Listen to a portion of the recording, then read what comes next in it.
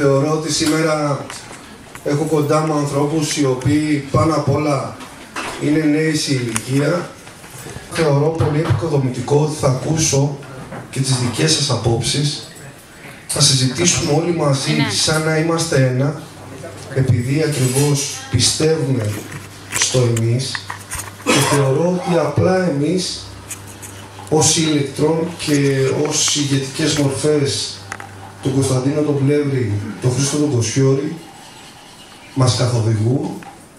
Θεωρώ ότι απλά θέλουμε όλοι μαζί να εισπράξουμε τον παλμό που έχουμε καλλιεργήσει, την σπίθα που έχουμε ανάψει τόσο καιρό.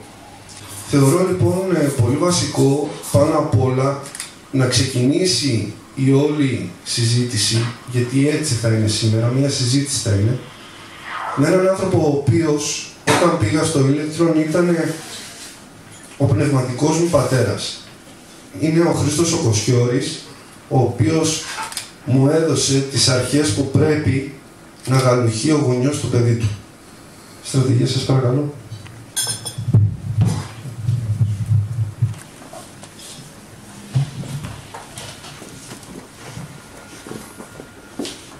Σας καλωσορίζω και εγώ με τη σειρά μου σε αυτή την πρώτη επαφή, σε αυτή την πρώτη συνάντηση, που σκοπό έχει καταρχήν να γνωριστούμε μεταξύ μας, ποιοι είμαστε. Και ήθελα να σας να πω το εξής. Σε καμιά περίπτωση, όπως είπε ο αγαπητός κ. Στάσος, δεν είμαστε καθοδηγητές.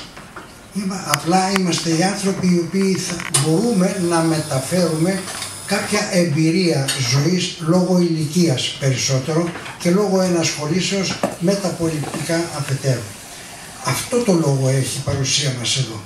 Και εγώ ήθελα να σας μεταφέρω κάποια πράγματα από την εμπειρία την οποία κουβαλάω μέσα μου όλα αυτά τα χρόνια.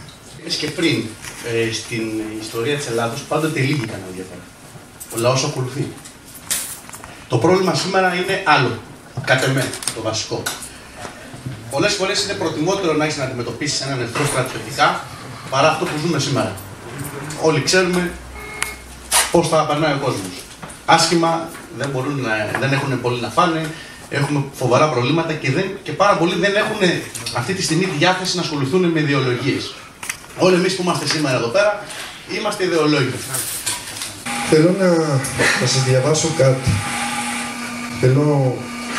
Θα το διαβάσω όσο γίνεται πιο σιγά για να μπορέσετε να ακολουθήσετε τον ηρμό των σκέψεων αυτού του ανθρώπου που το έγραψε αυτό το πράγμα.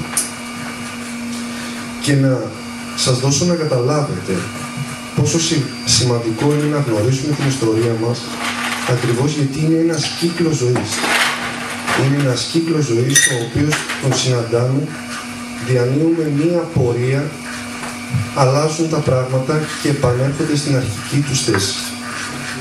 Η κίνηση του που έκανε ως ενωτικό μέτωπο ο Κωνσταντίνος ο Πλεύρης φαντάζει για εμάς μία σημαντική στιγμή, η οποία, εάν ανατρέξουμε στην ιστορία, θα δούμε ότι ταυτίζεται απόλυτα με έναν άνθρωπο ο οποίος έγραψε ένα άρθρο στις 7 Ιανουαρίου του 1941 για έναν μεγάλο ηγέτη εκείνη τη στιγμή για την Ελλάδα μας, τον Ιωάννη τον Μεταξά.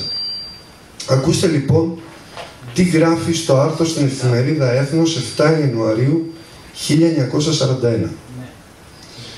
Ανατρέχοντης εις τη μακραίωνα ιστορία του ελληνικού έθνους και ζητών να εμβαθύνει στα πολλαπλά και ποικίλα φαινόμενα των δραματικών εναλλαγών των τυχών αυτού, οδηγείται εις ένα θετικό συμπέρασμα. Μία ανωτέρα δύναμης, σκέπουσα το ελληνικό έθνος, ρυθμίζει ώστε κατά τα κρισίμα στιγμάς του βίου αυτού να αναφαίνεται μία μεγάλη προσωπικότητα, η οποία το συγκρατεί εκ των παράθρων και κατευθύνει τα πεπραγμένα του προς νέους λαμπρούς ιστορικούς δρόμους. Το φαινόμενο αυτό δεν συναντάται μία ή δύο ή τρεις φορές στην ιστορία του έθνους μας, αλλά εις όλας εν γέννη τας εποχάς, κατά τας οποίας εσώφη εκ των καταστροφών και οδηγήθη εις θριάμβους. Και εγώ, όπως και πολλοί άλλωστε από εμάς, από εσάς, έτσι, είμαστε πνευματικά παιδιά του κυρίου Πλεύρη και σε αυτή την προσπάθεια την οποία έχει ξεκινήσει δεν πρέπει να τονίζουμε κάποιες μικρές διαφορές τις οποίες ενδεχομένως να έχουμε, αλλά θα πρέπει να σταθούμε στο κοινό αγώνα, που είναι η Ελλάς. Η Ελλάδα δυστυχώς χάνεται. Και γιατί χάνεται? Διότι έχουμε χτυπήματα σε όλους τους τομείς. Δεν έχουμε μια προδοσία η οποία γίνεται μία και έξω. Έχουμε μικρές ψηφίδες προδοσίας, οι οποίες συνενούμενες όλες μαζί δημιουργούν το μεγάλο ψηφιδωτό με τη λέξη προδοσία. Όπως λέει και ο κύριος Πλεύρης, πού μπορούμε να βρούμε έναν τομέα όπου να πηγαίνει η Ελλάδα καλά? Πηγαίνουμε καλά στα θέματα της οικονομίας, πηγαίνουμε καλά στα θέματα της εθνικής αμήνης, πηγαίνουμε καλά στα κοινωνικά ζητήματα που συναντούμε τον εκφυλισμό στον απόγειό του. Πρέπει λοιπόν να αντιδράσουμε. Εδώ λοιπόν γίνεται μια προσπάθεια αντιδράσεως και οι επιμέρους διαφορίες θα πρέπει να μπουν στην άκρη. Ο καθένας μπορεί να έχει ένα δικό του στόχο, μια δική του φιλοδοξία. Αν ο καθένας ακολουθεί όμως το δικό του δρόμο, θα χάσουμε αυτό το οποίο είναι η ουσία. Η Ένωση πάνω σε μια κοινή πλατφόρμα, που νομίζω ότι αποδίδεται αυτή η κοινή πλατφόρμα Τάσο σε αυτές τις θέσεις που έχετε διατυπώσει στο ΕΜΠΙΣ. Να το πιστέψουμε όλοι μας ότι η ιστορία επαναλαμβάνεται. Το ποιος θα ηγηθεί αυτής της δύσκολης καταστάσεως θα το αποφασίσουμε εμείς. Και εμείς το εννοώ εμείς. Γι' αυτό λοιπόν έγινε και η σημερινή συγκέντρωση.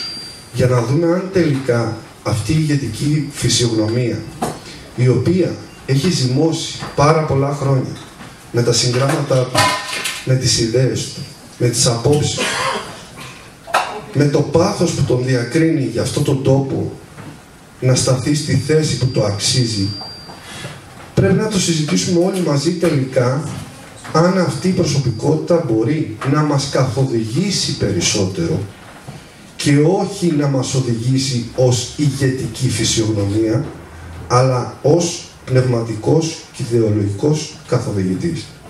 Είμαστε εμείς.